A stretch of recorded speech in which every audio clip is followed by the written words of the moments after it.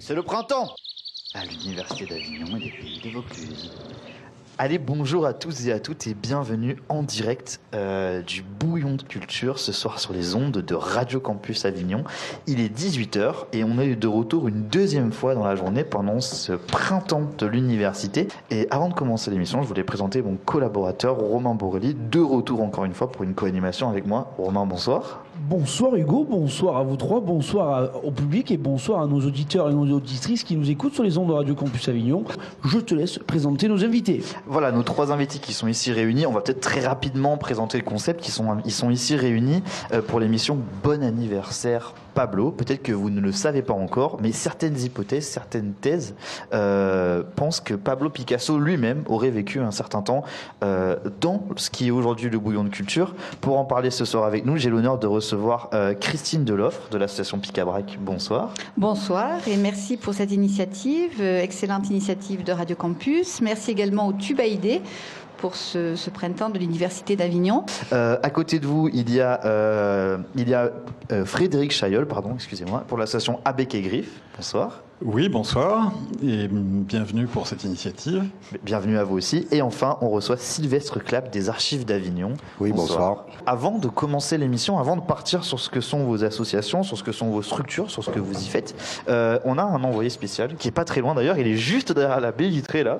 Et Romain Borelli est en direct du Bouillon de Culture à l'intérieur même. Il va nous présenter. Romain, est-ce que tu nous reçois? Oui, Hugo, je vous reçois. Est-ce que vous me recevez 5 sur 5 ou pas? On t'entend, Romain, on t'entend. C'est génial. Alors oui, en effet, je suis en direct du Bouillon de Culture, ce lieu assez atypique à Avignon. Alors comment est ce bâtiment pour les auditeurs et auditrices qui nous écoutent ou les personnes qui ne connaîtraient pas encore le Bouillon de Culture? C'est une sorte de chapelle, je ne sais pas si on peut le résumer comme ça, mais une sorte de chapelle avec un plafond d'environ, 5 à 6 mètres, si mes mesures sont bonnes, de hauteur. On est sur du à peu près 3 mètres de largeur. Et ce lieu est assez atypique parce qu'on voit des vitraux, je ne sais pas si ça se dit comme ça, mais oui, qui donnent une atmosphère assez particulière à cette pièce. Je ne sais pas. En tout cas, voici le Bouillon de Culture, c'est un lieu à ne pas manquer, Hugo. Eh bien, Romain, merci beaucoup. Tu peux revenir parmi nous, nous rejoindre sur le plateau.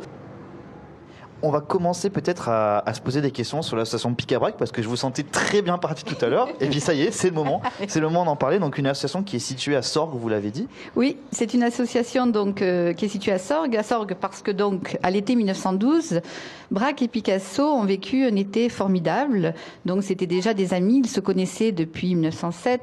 Et donc cette association Picabrac a pour objet de promouvoir ce séjour.